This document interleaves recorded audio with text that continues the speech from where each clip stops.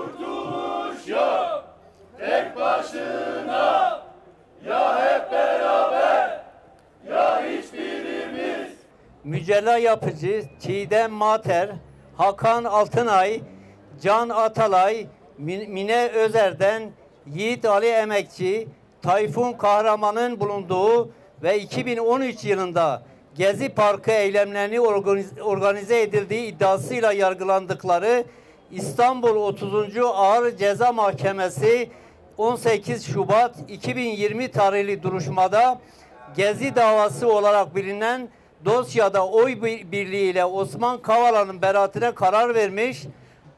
Mahkeme tarafından verilmiş olan beraat kararı açıkça iktidar müdahalesiyle bozulmuş ve kararın bozulmasının ardından açılan davanın 25.4.2022 tarihli karar duruşmasında mahkemece oy birliğiyle Osman Kavala'ya ağırlaştırılmış hapis cezası Mücella Yapıcı, Çiğdem Mater, Hakan Altınay, Can Atalay, Mine Özer'den Yiğit Ali Emekçi, Tayfun Karaman'a da 18 yıl hapis cezası verilmiştir.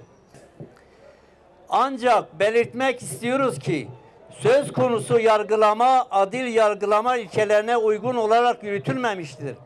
Adil yargılanma hakkının en önemli unsurlarından sanıkların tarafsız ve bağımsız yargılanma hakkı, ceza kararının veren heyetin üyelerinden birinin davada müşteki konumunda bulunan siyasi iktidar sahiplerinin mensup oldukları parti ile açık bir organik ilişkisinin olmaması, sosyal medyada tarafsızlık görüntüsü ortadan kaldıracak paylaşımların bulunmamasına rağmen savunma makamının hakimin davadan çekilmesi için yapmış olduğu başvuruların sonuçsuz bırakılması ile ihlal edildiği açıkça ortadadır.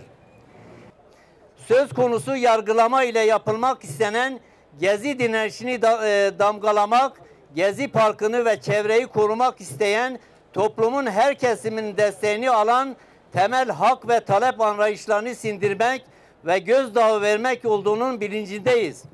Ancak biz meslek örgütleri, sendikalar ve demokratik kitle örgütleri olarak hepimiz için adalet, demokrasiyi sağlamak yolunda mücadele kararlılığımızdan yargılanmak pahasına vazgeçmeyeceğimizi belirtmek isteriz.